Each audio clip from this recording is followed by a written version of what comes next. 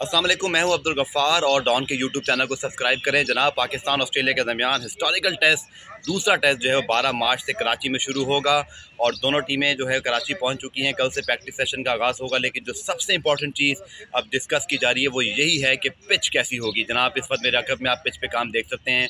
आगा जाहिद साहब जो PCB के चीफ क्यूरेटर हैं, उनसे उनकी मुशावरत के साथ इस पिच पर जो है वो फाइनल टच किया जा रहा है। बताया ही जा रहा है कि सपोर्टिंग विकेट होगी, लेकिन अब देखते हैं कि कल जब पाकिस्तान की टीम मैनेजमेंट यहाँ पर आती है उनकी क्या राय होती है। चूँकि अक्सर ये होता है कि जो होम टीम होती है उनकी जो मैनेजमेंट होती है उनकी भी जो राय है वो सबसे मुकद्दम रखी जाती है।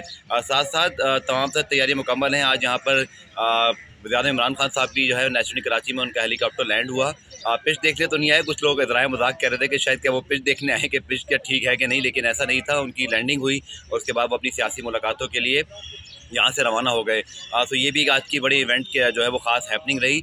लेकिन सब सारी आंखें अब जो है वो इस चीज़ पर हैं कि इस पिच पर जो है वो बॉलर्स के लिए क्या कुछ होता है। चूँकि ऑस्ट्रेलिया की मीडिया ने कुछ अखबारात ने तो इसे तारीख की इस सेंचुरी की जो है वो सबसे एक पुअर पिच करार दिया। शायद थोड़ा मुझे लगता है ज़्यादा एग्जैजुरेट भी कर दिया उन्होंने, लेकिन बहरहाल ये ज़रूर है कि उस पिच पर रावलपिंडी की काफ़ी तनकीद हुई। उसके बाद अब PCB यकीनी तौर पर ये चाहेगा कि एक ऐसे विकेट बने जहाँ पर शायकीन क्रिकेट को भी जो है वो अच्छी विकेट देखने को मिले, और हम सब भी उम्मीद कर रहे हैं। आप चैनल को सब्सक्राइब करें ताकि आपके पास तमाम न्यूज़ अपडेट पहुँचती रहें।